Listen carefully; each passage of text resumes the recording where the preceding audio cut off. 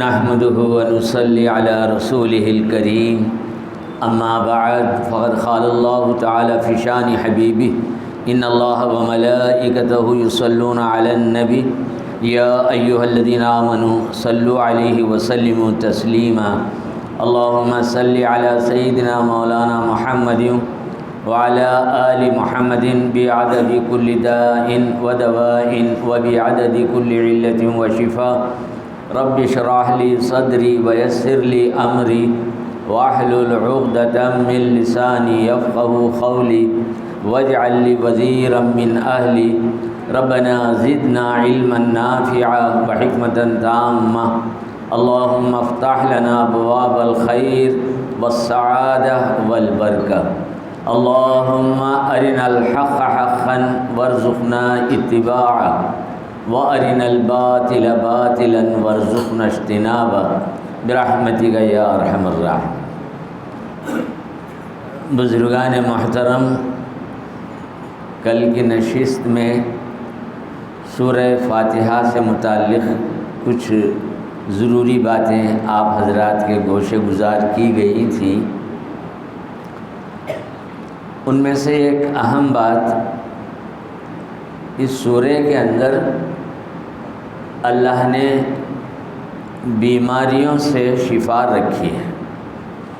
وہ بیماریاں ذہنی ہو، قلبی ہو، یا باطن کی بیماریاں ہو، یا جسم کی ظاہری بیماریاں ہو، تمام بیماریوں کو اللہ ان 7 آیتوں کے اندر وہ تاثیر رکھی ہے کہ جو آدمی اس کو پڑھ کر اپنے اوپر پھونک لے، دم کرے، یا کسی کے اوپر پڑھ کر پھونک دے تو وہ ساری بیماریاں دور ہوتی ہیں۔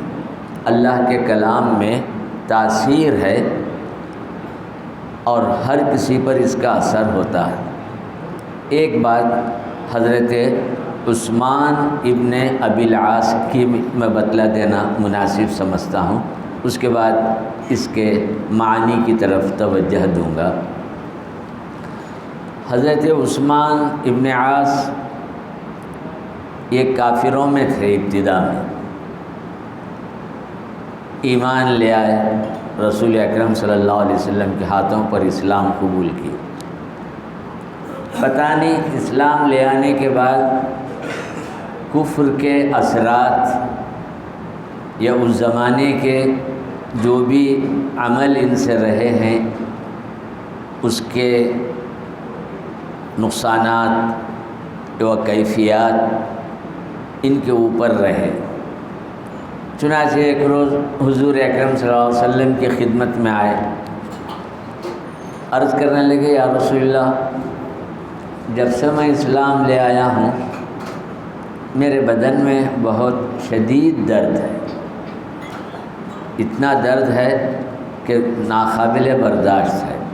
تو حضور اکرم صلی اللہ علیہ وسلم فرمایا تم ایسا کرو، تمہارے بدن میں جہاں درد ہے وہاں اپنا سیدھا ہاتھ رکھو اور 3 مرتبہ بسم اللہ الرحمن الرحیم پڑھو، پھر اس کے بعد اس دعا کو 7 مرتبہ پڑھو۔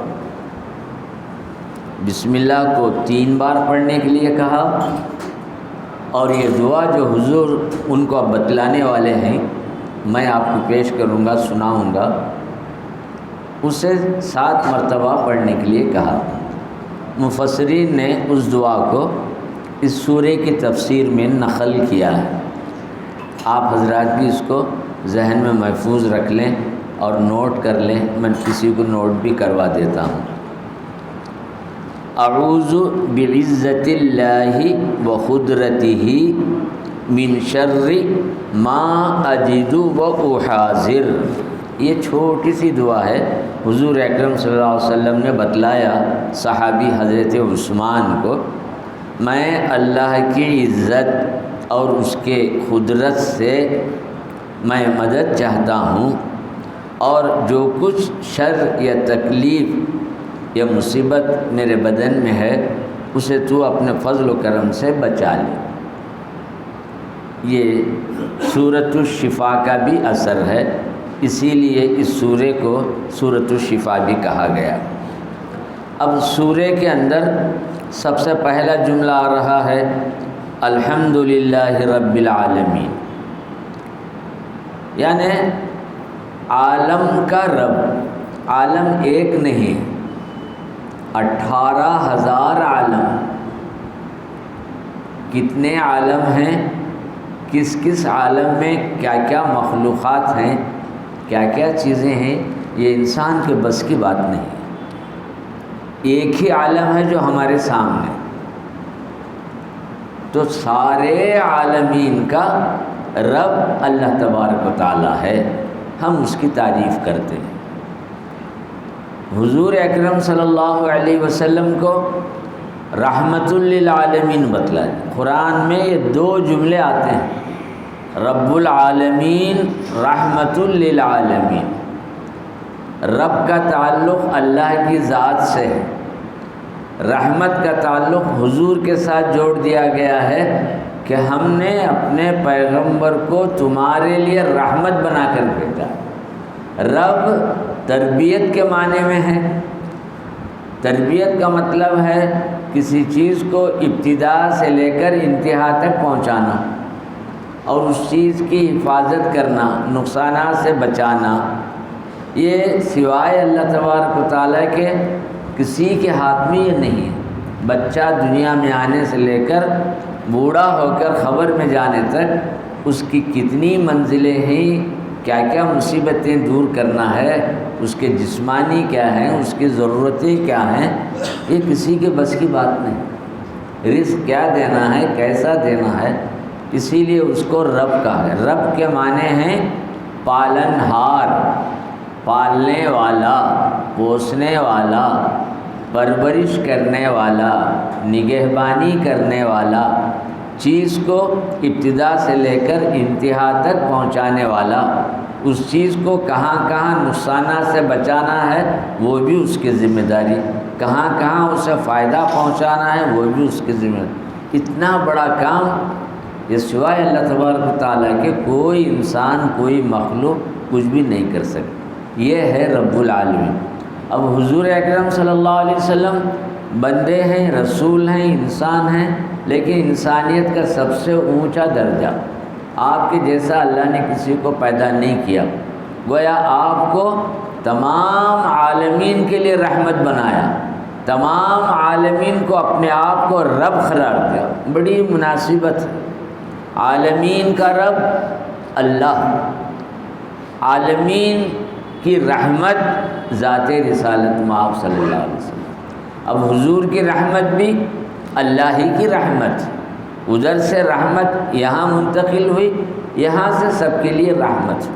تو یہ ہے، تو اس طریقے سے پہلی آیت یہی آ رہی ہے کہ تمام تعریفیں اس ذات کے لیے ہے جو سارے عالمین کا رب ہے۔ اور حضور اکرم صلی اللہ علیہ وسلم کے بارے میں کہا وَمَا أَرْسَلْنَاكَ إِلَّا رَحْمَةً لِّلْعَالَمِينَ، ہم نے آپ کو تمام عالموں کے لیے رحمت بنا کر بھیجا۔ جب سے سارے عالم وجود میں آئے ہیں اس وقت سے حضور رحمت، دنیا بننے سے پہلے وہیں سے آپ کی رحمت، نور کا درجہ، اس کے بعد کئی حالتیں، بشریت، انسانیت، ملکیت، کتنے درجے ہیں۔ لباس بشری ہے، ایک لباس ملکی ہے فرشتے کے، ایک لباس حقی ہے کہ لیس لی مع اللہ وقت، میرے ساتھ ایک ایسا وقت ہوتا ہے جس میں اور میرا رب ہوتا ہوں، دو درمیان میں کوئی نہیں ہوتا۔ حضور کی ایک ایسی حالت بھی کسی انسان کے لیے، کسی رسول کے لیے اتنا بڑا مرتبہ اللہ نے نہیں دیا۔ پھر آپ نے یہ فرمایا کبھی ایسی حالت ہوتی ہے ملکی، فرشتے کی خصلت، بھوک پیاس کچھ بھی نہیں، روزے مسلسل رکھ رہے ہیں، ہر طرح کی چیز اللہ نے آپ کو دے دی۔ تو یہ کیفیت بھی ہے جو حضور کی خصوصیت۔ پھر ایک کیفیت یہ ہے کہ آپ انسان ہیں، بشر ہیں، انسان کے جو تقاضے ہیں، جو ضرورتیں ہیں، رنج، دکھ، خوشی، سب کچھ یہاں۔ تو گویا حضور کی تین حیثیتیں آ گئی۔ ایک لباس حقی، حق سے تعلق، جس میں کوئی نہیں. پھر ایک لباس سے ملکی، ملک فرشتہ، فرشتے کا مزاج جس میں فرشتانہ صفاتیں وغیرہ، کسی انسان کے اندر یہ کیفیت نہیں. تھوڑی بہت اثرات کیفیات رہی ہیں وہ الگ بات. پھر ایک ہے لباس بشری کہ انسان کی حالت.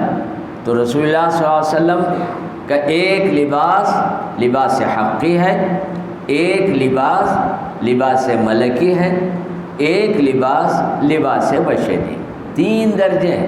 اسی وجہ ہے حضور اکرم صلی اللہ علیہ وسلم کے مثل کوئی نہیں. سارے عالمین کے لیے آپ رحمت بنا کر بھیجے ہیں.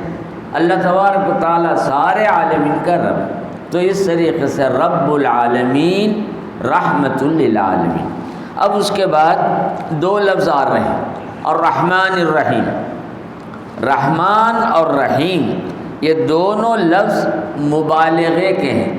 مبالغے کا معنی کیا ہے؟ زیادتی. رحم کے معنی کرم، لطف، مہربانی، شفقت. یہ تو رحمان میں بھی یہ معنی ہے، رحیم میں بھی یہ معنی ہے.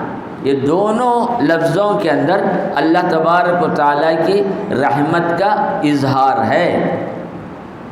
بعض مفسرین نے یہ بات لکھی ہے، رحمان ساروں پر رحمان ہے، دنیا میں بھی آخرت. رحیم دنیا کے اعتبار سے مومنین کے لیے رحمان ہے، سب کے لیے رحیم ہے. تو رحمان میں زیادتی ہے، عمومیت ہے، کثرت ہے. رحیم میں یہ ہے، لیکن دونوں کے اندر رحم کا مادہ. خلاصہ یہ ہے یہ اللہ کا نام بھی ہے، اللہ کی صفت بھی ہے، اس کا رحم و کرم ہے جس کی وجہ سے ساری مخلوقات جی رہی ہیں. اس طریقے سے ہے. اور الرحمن الرحیم کے بعد جو آیت آتی ہے مالک یوم الدین.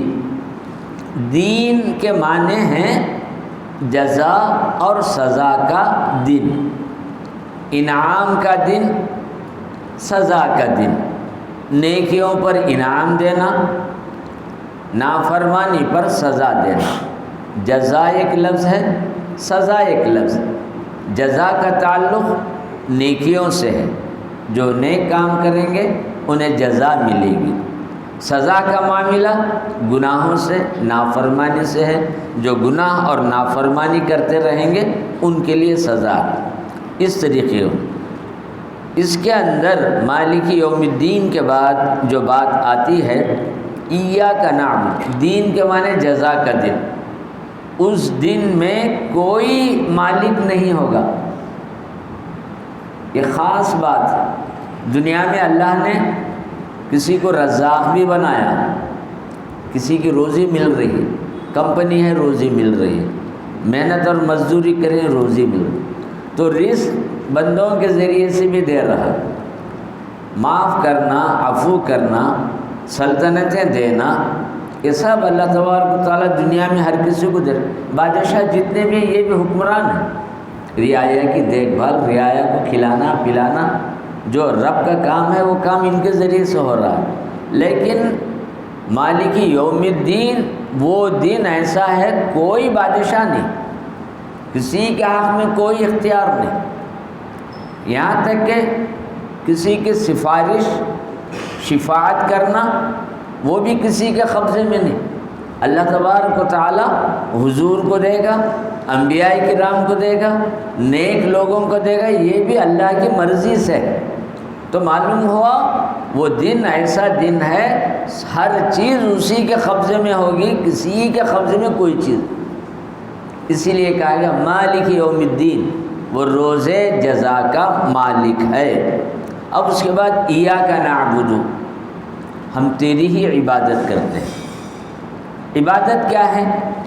عبادت کے معنی ہیں اقصی غایت الخضوع والتذلل، عاجزی، انکساری، فروتنی، انتہائی اپنے آپ کو حقیر اور ذلیل، انتہائی کمتر، اپنے آپ کو کچھ نہ سمجھنا، یہ ہے عبادت. اب عبادت کی صورت کیا ہے؟ اس میں سجدہ عبادت کا سب سے اہم ترین پہلو ہے۔ قیام میں ہیں، جھک رہے ہیں، بڑے ادب کے ساتھ کھڑے ہیں، یہ بھی ایک تعظیم ہی ہے۔ اس کے آگے بے بسی، عاجزی، وہ انکساری، جتنا جھک کر کھڑ رہے ہیں گویا اللہ کے سامنے جھک، پھر اس سے زیادہ رکوع میں چلے جانا وہ بھی ہے۔ اس کے بعد سجدہ ہے۔ سجدہ عبادت کا آخری اور انتہائی درجہ ہے کہ آدمی اپنی پیشانی کو زمین پر رکھ رہا ہے، اس کے آگے پورا جھک گیا۔ غایت التذلل، انتہائی ذلت، عاجزی، بے بسی، اپنے آپ کو کچھ نہ سمجھنا معمولی بات ہے۔ ہم کسی کے سامنے پوری طریقے سے جھک رہے ہیں تو کتنی اس کے سامنے اپنی بے بسی کا اظہار کر رہے ہیں۔ تو گویا اللہ تبارک و تعالیٰ کی عبادت کے اندر سجدہ انتہائی خشوع اور خضوع کا معنی، اسی لیے سجدہ اللہ نے کسی مخلوق کے لیے نہیں رکھا۔ وضع الجبہۃ علی الارض، بعض لوگ ذری بات کو سجدہ کہہ دیتے ہیں بے سوچے سمجھے، ذرا جھکے، مثلا کسی نے کسی پیر کو ہاتھ لگایا تعظیم کے لحاظ سے، ارے شرک ہے، حرام ہے، کیسے جھکتے ہیں؟ سجدہ الگ چیز ہے، وہ ذرا سا جھکنا الگ۔ سجدہ کسی کے لیے اللہ نے جائز نہیں قرار دیا، یہاں تک کہہ دیا کہ عورتوں کو میں اپنے ان کے شوہروں کو سجدے کا حکم دیتا، لیکن ان کے لیے بھی سجدہ ہے۔ تو یہ بات یاد رکھنا چاہیے، سجدے کا مطلب ہے پیشانی کو پوری طریقے سے زمین پر رکھنا۔ کسی کے سامنے اگر آپ ایسا کر رہے ہیں تو یہ گناہ، اپنی پیشانی کسی کے پیروں پر آپ نہیں رکھ سکتے، سجدے کی کیفیت کسی کو نہیں دے سکتے۔ یہ الگ بات ہے کسی کے استاد، پیر، بزرگ، ماں یا باپ ذرا سا جھک رہے ہیں تو یہ سجدے میں نہیں ہے، اس کو سجدہ نہیں کہہ سکتے۔ خیر، اس کو بھی بعض بزرگوں نے اس لحاظ سے کہ کہیں اس کے اندر غلو اور زیادتی ہو کر لوگ جھکتے جھکتے سجدے بھی کرنے لگے، اس قسم کی بھی ایک کیفیت ہو سکتی ہے، اسی لیے اس چیز کو بھی احتیاطاً روک دیا ہے۔ تو گویا سجدہ سوائے اللہ کی ذات کے کسی کے لیے نہیں۔ اسی طریقے سے طواف ہے، یہ بیت اللہ کا حق ہے، آپ کسی آدمی کا طواف ہرگز نہیں کر سکتے، کسی خبر کا بھی طواف نہیں کر سکتے، کیونکہ اس کا حق، کعبے کا حق نکالنا، چھیننا، حق تلفی ہے دوسرے کو دینا، جو چیز جس کو دینا ہے اس کو نہ دے کر دوسرے کو دینا، یہ بالکل غلط بات۔ سجدہ اور طواف بیت اللہ کا حق ہے، سجدہ اللہ کا حق ہے، اس کو اسی تحت محفوظ رکھ دینا۔ رہ گئی اس میں جہاں تک احتیاط برتتے ہیں، سجدے کی کیفیتیں نہ پیدا ہونا چاہیے، تعظیم اگر جھک رہے ہیں یہ ہے تو یہ الگ دلوں کی کیفیت اللہ ہی بہتر جانے۔ تو یہاں اس پر یہ بات کہی گئی ہے، ایاک نعبد و ایاک نستعین، اور یہ کہہ رہے ہیں کہ ہم تیری ہی عبادت کرتے ہیں، تجھ ہی سے مدد طلب کرتے ہیں۔ اب اللہ سے مدد طلب کرتے ہیں، دنیاوی معاملات میں کسی سے مدد لینا یہ شرک اور حرام نہیں ہے۔ ہر معاملے میں بیمار ہوئی آپ ڈاکٹر کے پاس جاتے ہیں، اس کی دوا لیتے ہیں، کسی کی کوئی ضرورت ہے تو اس کے پاس پہنچتے ہیں، یہ وہ دینے والے نہیں ہیں، دینے والا اللہ ہے، شفا دینے والا اللہ ہے۔ آپ اس عقیدے سے کسی حکیم اور ڈاکٹر کے پاس نہیں جاتے کہ یہ مجھے زندگی دے گا، یہ مجھے صحت دے گا، ہرگز نہیں۔ صحت دینے والی ذات اللہ ہے، زندگی دینے والی ذات اللہ ہے، یہ صرف وسیلہ اور ذریعہ ہے۔ تو اس کو استعانت کہتے ہیں، مدد طلب کرنا ہے، یہ دنیاوی اعتبار سے، ظاہری اعتبار سے۔ ہر معاملے میں اگر کسی سے مدد بھی لے رہے ہیں تو اس پر پورا یقین نہیں، اللہ پر یقین، اس کو ایک ظاہری ذریعہ سبب سمجھ۔ اسی لیے دعاؤں کے اندر بھی انبیاء کرام اور اولیاء کرام کا جو وسیلہ لیا جاتا ہے، یہ اس معنی میں نہیں ہے کہ ہم ان سے مانگ رہے ہیں، یہ دینے والے ہیں، یہ قادر ہیں، ان کے پاس سب کچھ ہے، اس قسم کی فکر کے ساتھ نہیں مانگنا۔ صرف یہ ہے کہ تیرے محبوب بندے ہیں، ان کے عمل کی برکت سے، ان کے واسطے سے اے اللہ تو ہمیں عطا فرما۔ تو صرف واسطہ لیا جا رہا ہے، انہی سے مانگنے کا یہ سوال ہے۔ لوگ اس میں اس باریکی کو سمجھتے نہیں، یہ کہتے ہیں بھئی اللہ کو چھوڑ کر کیوں جا کر ان سے مانگ رہے ہیں، وہاں کیا رکھا ہے؟ یہاں تک کہ حضور صلی اللہ علیہ وسلم کے بارے میں تک ایسا ہی کہہ دیتے ہیں. لہٰذا اس قسم کی چیزوں سے بچنا چاہیے. ذریعے سے وضاحت اس مسئلے کی کر کے گفتگو کی اختتام کی طرف لے جاتا ہوں. یہ مسئلہ بڑا عجیب و غریب بن گیا ہے لوگوں کے درمیان. وہ کیا ہے؟ مانگنا ہے تو اللہ سے مانگ. بے شک اللہ ہی سے مانگنا ہے. یہاں جو وسیلہ بول کر حضور کا ہو یا انبیاء کرام کا ہو یا نیک اور صالح لوگوں کا ہو یا خود اپنا کوئی اچھا عمل ہے اس کا بھی وسیلہ لے کر دعا مانگنے کی گنجائش. میں اس بارے میں 2-3 حدیثوں سے آپ کو سمجھا دوں گا، بات سمجھنا. اب آپ کسی بزرگ کا وسیلہ لیتے ہیں تو بزرگ کی وہ باڈی یا ان کے جسمانی یا ان کی یہ نہیں ہے، بلکہ ان کے اندر جو عمل ہے وہ عمل وسیلہ. اگر وہ عمل نہ ہو تو آپ ان کے پاس جاتے ہی نہیں. ایک معمولی ایک عبد الکریم کوئی ہے جس کا کوئی مقامی نہیں، کوئی یہ بھی نہیں، آپ اس کے پاس جاتے بھی نہیں.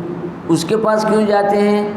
جس کا چرچا ہے، جس کا تقویٰ مشہور ہے، جس کی ساری باتیں سامنے ہیں، اس کی ولایت مشہور ہے، اس کی خطبیت مشہور ہے، یا پھر اگر آگے بڑھ کر وہ نبی ہے تو اس کی وجہ سے. اگر نبی کو لے تو نبوت کا واسطے سے مانگ رہے ہیں. ولی سے اگر آپ پہنچ کر وہاں دعا کر رہے ہیں اللہ سے تو اس کی ولایت سے مانگ رہے ہیں. اور ولایت کس لیے؟ ان کے عمل کی ہے، ان کی ذات کی. اگر وہ چیز ان کے پاس نہیں ہوتی، ولایت اس کے پاس نہیں ہوتی، اس آدمی کے پاس آپ جاتے ہی نہیں. اس آدمی کے پاس نہیں جاتے جس کے پاس نبوت ہی نہیں ہے. نبوت ہونے کی وجہ سے اس کا واسطہ لے رہے ہیں، ولی ہونے کی وجہ سے اس کا واسطہ لے رہے ہیں. اگر وہ دونوں چیزیں وہ بھی ایک عام انسان کی طرح ہے تو کیوں جائیں گے؟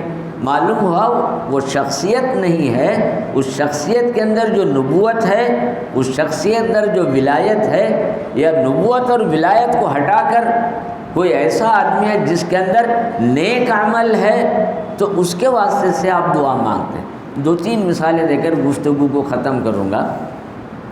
اب رسول اکرم صلی اللہ علیہ وسلم کی چچانی حضرت ابو طالب کی بیوی، ان کا نام فاطمہ بنت اسد. فاطمہ بنت اسد گویا ان کی ماں کے درجے میں تھی. حضور کی تربیت کی بچپن سے. جب فاطمہ بنت اسد کا انتقال ہوا تو حضور خبر میں اترے، میت رکھ کر وہیں ہاتھ اٹھا کر اللہ سے دعا، اللہم اغفر لأمی، اے اللہ میری ماں کی مغفرت فرما، بحق نبی کا، تیرے پیغمبر محمد کے واسطے سے، والانبیاء الذین من قبلی، مجھ سے پہلے جو انبیاء آئے ہیں ان کے واسطے سے. حضور نے دعا مانگی، حدیثوں میں ہے. اب یہاں جو مانگا جا رہا ہے حضور اکرم صلی اللہ علیہ وسلم اپنی نبوت کا واسطہ دے رہے ہیں. جو نعمت تو دیا ہے اس کی برکت سے. اب حضور کی شخصیت نہیں رہی، حضور کے اندر جو نبوت ہے وہ واسطہ بنی. وہ ذرا غور کرنے کی بات. والانبیاء الذین من قبلی، میرے سے پہلے جو انبیاء ہیں ان کے واسطے سے. اب وہاں سارے انبیاء نہیں ہیں بلکہ ان انبیاء کے پاس جو رسالت ہے، جو نبوت ہے، اس کا جو اثر ہے، اس کی جو کیفیتیں ہیں، اس کے جو تاثیرات ہیں زندگی میں ہو، زندگی کے بعد ہو، اس کا واسطہ لے کر مانگا. یہ دعا کے وقت بھی مانگنا اللہ کی طرف ہے، توجہ اللہ کی طرف ہے، اور پورا یقین ہے دینے والی ذات وہ ہے، قدرت اسی کے پاس ہے، ان لوگوں کے پاس نہیں. اسی کی قدرت یہاں پہنچ رہے، ان کے واسطے سے اللہ ہماری دعا سن لے. اتنی ہی حقیقت. نہ ان کو خدا کہتے ہیں، نہ یہ عقیدہ رکھتے ہیں کہ یہ اپنی ذات سے دینے والے ان کے پاس ہے، وہ بات بھی نہیں، بلکہ ان کے توسط سے وہ چیز مانگی جاتی. امام بخاری کی ایک حدیث تھوڑی سی بتلا کر گفتگو، یہ موضوعات اتنے وسیع ہوتے ہیں، پوری تفصیل سے بات نہ کہی جائے تو سمجھنا بھی مشکل ہوتا ہے. جب وسیلے کی اصل چیز عمل اور نیکی، خواہ وہ کسی انسان کے اندر، خود اپنے اندر آپ اپنی نیکی عمل جو آپ کو یقین ہے کہ میں نے اللہ کے لیے کیا، کوئی دنیوی غرض نہیں، آپ اپنی نیکی کا واسطہ دے کر بھی اللہ سے مانگ سکتے. اب کوئی کہنے والا کیا ضرورت بھائی ان کے وسیلے کی، وہ کیا ہے؟ وسیلہ اس کا نہیں، اس کے عمل کا ہے، وسیلہ اس کا نہیں، ولایت کا ہے، نبوت کا ہے۔ یہ چیز کو باقی رکھیں، توجہ ادھر نہیں، اللہ کی طرف ہونا ہے، یہ اصل چیز۔ فاعل حقیقی، متصرف حقیقی، قدرت حقیقی، 3-4 لفظ ہیں، سب اللہ کی طرف ہی جا رہے ہیں، وہیں سے یہ چیز مل رہی ہے، توجہ ادھر ہی، تو پھر اس میں کون سی ایسی بات؟ اب امام بخاری کی حدیث بڑی لمبی ہے، اس حدیث کا نام ہے حدیث الغار۔ میں نے جمعے کے خطبے میں کئی مرتبہ بیان کیا، بہت سارے لوگ واقف ہیں، آج چونکہ تفسیر کی مناسبت سے اس کے ذریعے سے وضاحت تکرار کرنے کو یہ مت سمجھے کہ وہ پرانی بات ہی کیوں دہرائی دے، وہ مت خیال کیجیے۔ ایک وفات بڑی بلا آ گئی، آندھیاں طوفان آ گئے، 3 آدمی تھے، بارش سے بچنے کے لیے پہاڑ کے اندر چھوٹے سے سوراخ تھے، اندر گھس کر جا کر بیٹھ گئے۔ پہاڑ کے اوپر سے ایک بڑی چٹان لڑکتے ہوئے ہواؤں کی وجہ سے آ کر غار کے منہ پر آ کر بیٹھ گئی۔ 3 لاکھ کوشش کرے، ہلنے کا نام ہے۔ تو اس وقت انہوں نے سوچا کہ اب کوئی راستہ نہیں ہے، ہم اپنی کسی نیکی کا واسطہ اللہ کو دیں، ایسی نیکی، ایسا عمل، ایسا کام جو ہم نے صرف اللہ کو خوش کرنے کے لیے کیا ہے۔ تو ہر ایک نے اپنی اپنی بات کی۔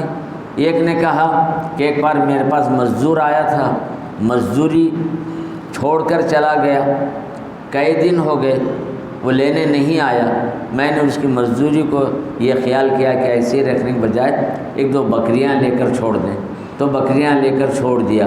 وہ 2 بکریاں کئی بکریاں بہت بڑا ریوڑ ہو گیا۔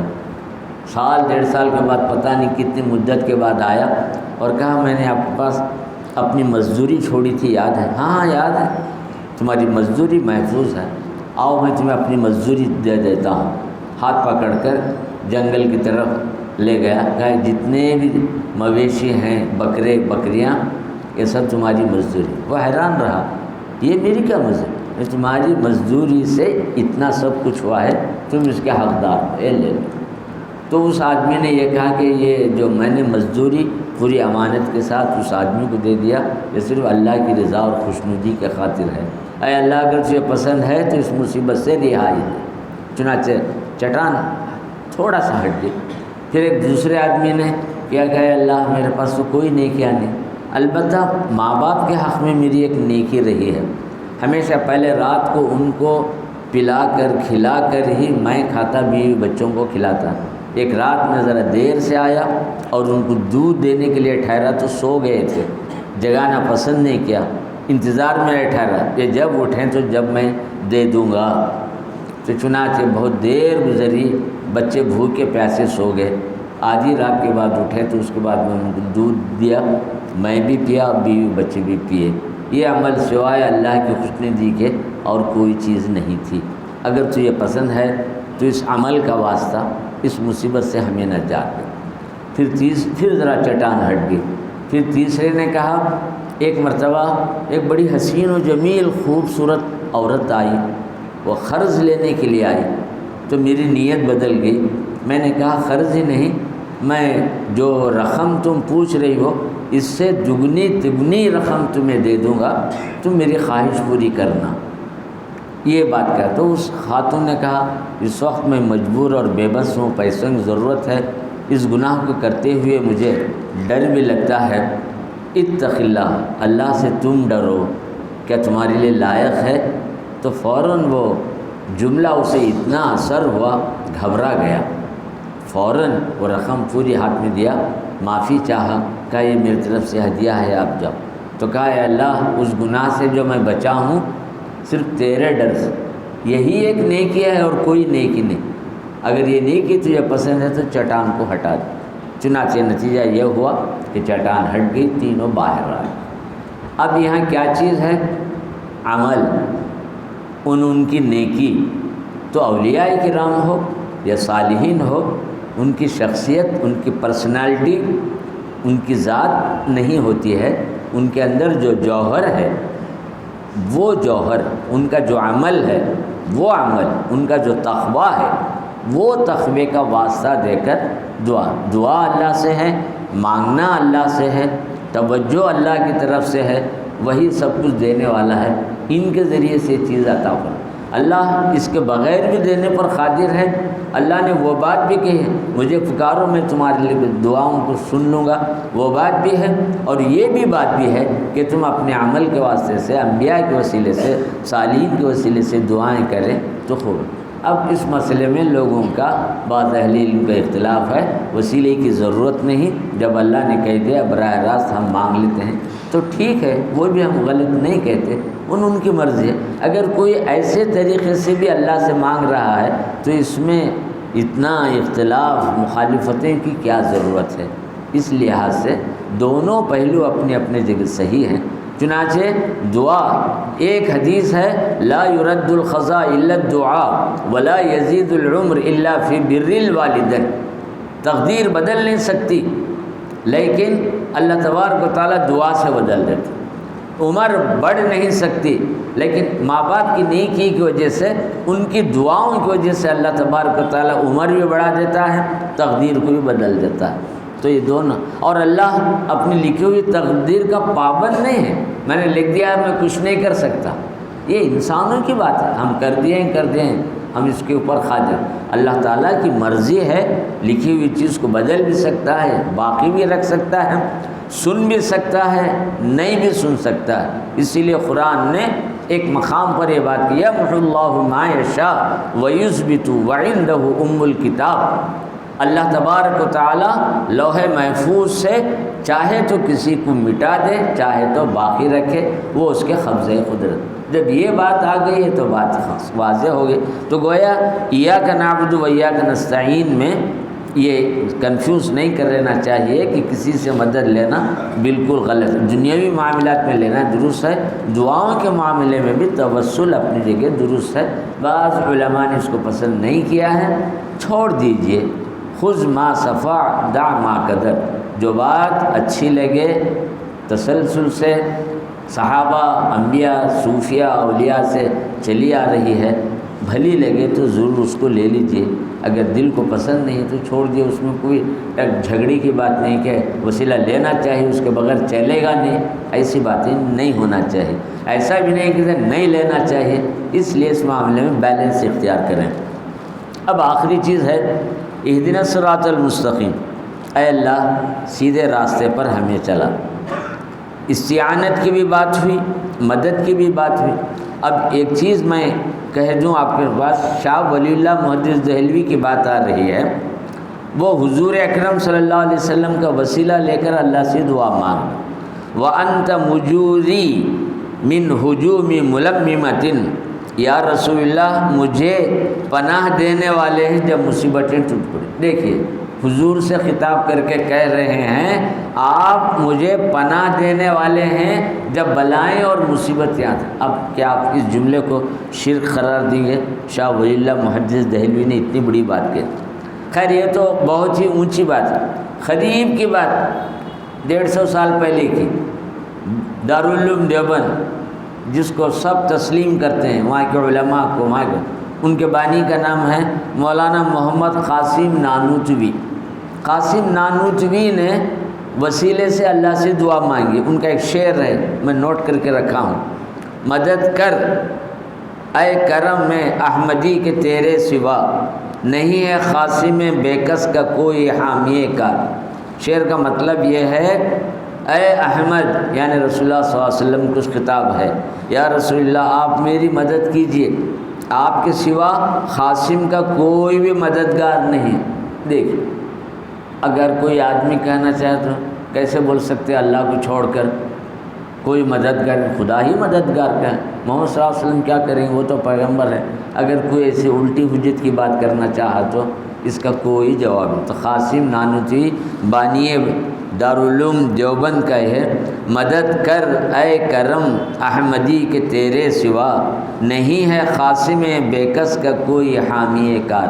آپ کے سوا میرا کوئی، یہ صرف قاسم نانوتوی نہیں، امام اعظم ابو حنیفہ کے بھی اشعار ہیں، امام بوصیری کے بھی ہیں، حضرت ابو طالب کے اشعار ہیں، رسول اکرم صلی اللہ علیہ وسلم کے مالی الز کبھی، اے نبی کریم صلی اللہ علیہ وسلم آپ کو چھوڑ کر کس کے در پر جائیں، ہم آپ ہی کا واسطہ لیتے ہیں۔ یہ تمام صحابہ کرام نے اس موضوع اتنا مواد ہے، اتنے اشعار ہیں، اتنے واقعات ہیں صحابہ کے، حضور صلی اللہ علیہ وسلم کے، جس کی کوئی حد نہیں، ان تمام کا احاطہ اس وقت مشکل ہے۔ رسول اللہ صلی اللہ علیہ وسلم کے پاس ایک آدمی آیا، بارش نہیں ہو رہی، تو حضور باہر آ کر دعا مانگی، انگلی کا اشارہ کر، جدھر جدھر وہ اشارہ کیا فوراً ابر آ گیا، بارش ہو گئی۔ بارش اتنی ہوئی کہ پھر اس کے بعد لوگ پریشان ہو کر دوبارہ حاضر ہوئے، یا رسول اللہ بارش ہمارے لیے مصیبت بن گئی ہے۔ تو حضور اکرم صلی اللہ علیہ وسلم پھر باہر آئے، انگلی کا اشارہ کیا تو جتنا سیاہ ابر تھا چاروں طرف سے ہٹتا چلا گیا، مطلع صاف ہوا۔ تو اس موقع پر آپ نے فرمایا ہے کوئی ابو طالب کے اشعار سنا سکے؟ تو حضرت علی آئے اور اشعار، اس کے اندر یہی بات ہے کہ ہم حضور کے واسطے سے یہ ساری باتیں کہیں۔ اس وقت جو عربی اور دیگر لوگ آئے تھے، ہم انبیاء کو چھوڑ کر کس کے در پر جائیں گے، آپ ہی ہمارے لیے ماوا اور ملجا ہیں، یہ جملے سب۔ تو یہ ساری چیزیں اپنی جگہ صحیح ہیں، صرف ان کے ذہن اور فکر کی ضرورت ہے، واسطے کو وسیلے کو وسیلہ تک رکھیں، اصل توجہ قادر مطلق خدا کی ذات ہے، ادھر دھیان رکھیں، یہ کوئی غلط بات نہیں۔ پھر آخر میں صراط الذین انعمت علیہم غیر المغضوب علیہم، اے اللہ ہمیں ان لوگوں کے راستے پر چلا جن پر تیرا انعام ہوا۔ اس آیت میں کن پر انعام ہوا ہے وہ تو نہیں بتلایا گیا ہے، انعام ہوا۔ دوسری آیت میں ہے اولئک الذین انعم اللہ علیہم من النبیین والصدیقین والشہداء والصالحین، 4 جماعتیں، صدیقین، شہداء، صالحین، انبیاء۔ تو انبیاء کے راستے پر چلا، انبیاء کے راستے پر چلانے کا مطلب کیا ہوا؟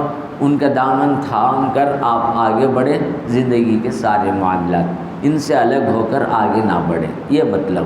خود قرآن کریم نے ان کے راستے پر چلنے کی توفیق، ہدایت کی دعا، اہدنا الصراط الذین انعمت علیہم، ان لوگوں کے راستے پر نہ چلا جن پر تیرا غضب ہوا، جو گمراہ ہوئے۔ مفسرین نے مغضوب سے مراد یہود، ضالین سے مراد عیسائی نصارہ قرار دیا ہے۔ تو یہ تو محدود ہے، ورنہ جس پر خدا کا غضب ہوا ہے اس کے راستے پر مت چلا، جو گمراہ ہو چکے ان کے راستے پر مت چلا، بلکہ نبیوں کے راستے پر، ولیوں کے راستے پر، صدیقوں کے راستے پر، صالحین کے راستے پر چلا۔ یہ سورہ فاتحہ کا مختصر سا خلاصہ ہے۔ سورہ فاتحہ کی تفسیر اتنی ہے جس کی حد نہیں، حضرت علی نے اتنی تفسیر لکھی ہے، کئی جلدوں میں وہ پھیلی ہوئی ہے۔ اب کیا کیا چیزیں ہیں، کیا کیا اس کے اندر ہے، اس کا احاطہ ہم جیسے لوگوں کا معاملہ مشکل ہے۔ جب بھی سورہ فاتحہ ختم کریں تو آخر میں آمین ضرور کہیں، اس کا معنی ہے استجب، اے اللہ دعا قبول۔ سورہ فاتحہ 2 حصوں میں، پہلے حصے میں اللہ کی حمد و ثنا، الحمدللہ رب العالمین، الرحمن الرحیم، مالک یوم الدین، یہاں تک یہ اللہ کے ساتھ جڑا۔ اس کے بعد اس کا آدھا حصہ بندوں کے ساتھ دعا ہے اور اللہ سے مدد ہے، اللہ کی عبادت کرنے کا ذکر ہے، اور ان لوگوں کے راستے پر چلنے کی بات ہے جو انبیاء کرام، صدیقین، شہداء اور صالحین۔ انہی کلمات پر آج کی گفتگو ختم ہے۔ دعا فرمائیں کہ اللہ تبارک و تعالیٰ ان باتوں کو سمجھ کر صحیح معنی سے، بہتر طریقے سے عمل کرنے کی توفیق عطا فرمائیں۔ دین میں غلو بھی خراب ہے، تشدد بھی خراب ہے، تعصب بھی خراب ہے۔ یہ غلط قسم کی چیزوں کو شدت کے ساتھ اختیار کر کے آگے بڑھنا، یہ اس کو منا کے ایک چھوٹی سی بات بولتا ہوں کہ مسائل کے اندر جو شدت پیدا کرتے ہیں، یہ سوائے مصیبت کے اور کچھ۔ آپ واٹس ایپ پر آپ دیکھتے ہوں گے تراویح کے اوپر کیا کیا نہیں ہنگامے، 20 رکعت پر 50,000 کا انعام، لاکھوں کا انعام، 8 رکعت والوں کے اوپر برا بھلا، 20 رکعت پڑھنے والوں کو برا۔ دونوں اپنی اپنی جگہ صحیح ہے۔ 8 رکعت کی روایت بھی ہے، 20 رکعت کی بھی روایت ہے۔ اگر کوئی آدمی 20 پڑھ لے رہا ہے، 30 اور 40 رکعت کی بھی روایتیں ہیں، تو اس طریقے کے یہ رہیں تو ہر آدمی کو اس میں بہتر طریقوں سے عمل کرنا چاہیے۔ ایسی بات نہیں کہ 8 والے غلط ہے، 20 والے صحیح ہیں۔ یہ تو گویا یہ وسیلے کے معنی میں بھی یہی اسٹینڈ اختیار کرنا چاہیے۔ میری گزارش یہی ہے، ایسے معاملہ میں صالح علماء کی باتیں سن کر سنجیدگی سے عمل کیجئے، فتنوں سے بچیے، اختلافات سے بچائیے، آپس کے ٹکراؤ سے بچائیے۔ اس کا کوئی نتیجہ کچھ حاصل ہونے والا ہرگز نہیں ہے۔ اس امت پر عذاب، مصیبتیں آتی ہیں جو مسائل کے اندر الجھ کر ایک دوسرے سے الجھ جاتے ہیں۔ اللہ تعالیٰ امت مسلمہ کو ان چیزوں سے بچائے اور ایک دوسرے کے کافر، مشرک، بدعتی، گمراہ ایسے جملوں سے بھی اپنی زبانوں کو قابو میں رکھیں، نیکی کی طرف آگے بڑھے، گناہ سے بچے۔ اے اللہ ان باتوں کی تو توفیق عطا فرما۔ یہ پہلا عشرہ چل رہا ہے، اپنی رحمت کاملہ سے تمام نعمتوں سے ہم سب کو سرفراز فرما۔ جتنے بھی حاضرین ہیں ان تمام حاضرین کے لیے رحمت کا ذریعہ بنا دے، اپنی رحمت کا واسطہ، ان کے اہل و عیال، بیوی، بچے، خاندان کے لوگ سب کے اوپر رحمت ہی رحمت ہو، بلکہ پوری امت مسلمہ پر اپنی رحمت کاملہ نازل فرما۔ اس دعا کو اپنے فضل و کرم سے قبول فرما لے۔ وآخر دعوانا ان الحمد للہ رب العالمین۔